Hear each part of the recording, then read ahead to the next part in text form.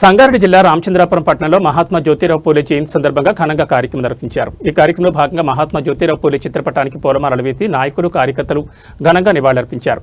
ఈ సందర్భంగా ముఖ్య అతిథిగా సర్కిల్ అధ్యక్షుడు పరమేశ్ యాదవ్ హాజరై పూలమాలలు వేసి జ్యోతిరావు పూలేకు నివాళులర్పించారు. అనంతరం వారు మాట్లాడుతూ సమాజంలో సమానత్వం కోసం, అణగారిన వర్గాల అభ్యున్నతి కోసం మహాత్మా జ్యోతిరావు పూలే చేసిన సేవలు అపారమని అన్నారు. విద్య ద్వారానే సమాజం అభివృద్ధి చెందుతుందని నమ్మి మహిళల విద్యకు ఆయన చేసిన కృషి చిరస్మరణీయమని పేర్కొన్నారు. ప్రస్తుత సమాజంలో కూడా ఆయన ఆలోచనలు ఎంతో ప్రాసంగికమని, ప్రతి ఒక్కరూ ఆయన చూపిన మార్గంలో నడవాలని పిలుపునిచ్చారు. ఈ కార్యక్రమంలో పెద్దరాజు, జైపాల్, శ్రీరాములు, బల్ల నర్సింగ్, గడ్డం కుమార్, మల్లేష్ తదితరులు పాల్గొన్నారు.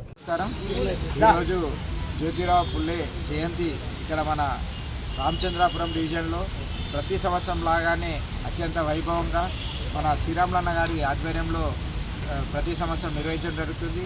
ఈ కార్యక్రమానికి సహకరిస్తున్న ప్రతి ఒక్కరికి కూడా పేరు పేరున కమిటీ సభ్యులందరికీ కూడా ప్రత్యేకంగా ధన్యవాదాలు తెలియజేస్తున్నాము.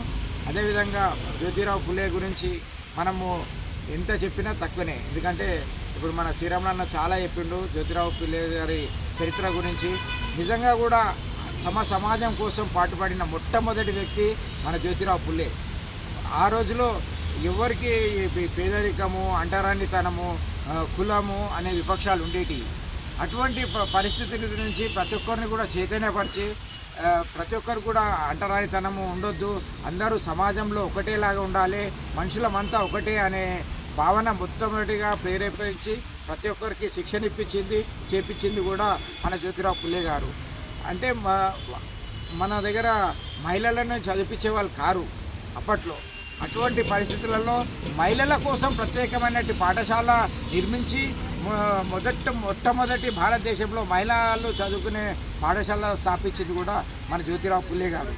అటువంటి పాఠశాలలో చదువు చెప్పడానికి మరి మహిళలు చదువుకోదనే ఈ విధానం ఉన్న పరిస్థితిలో వాళ్ళ భార్యకు చదువు చెప్పి ఆమెని మంచి ఉపాధ్యాయులుగా తయారు చేసి, మొట్టమొదటి ఉపాధ్యాయురాలిని ఆమె తయారు చేసి ఆమె చేత అందరికీ బోధన చేపించి అందరినీ ఈ కులము, అంటరానితనము గురించి చైతన్యపరిచి ఈ భారతదేశంలో ఈరోజు ఇంత అందరు చైతన్యవంతులు కావడానికి కారణం మొట్టమొదటి వ్యక్తి కూడా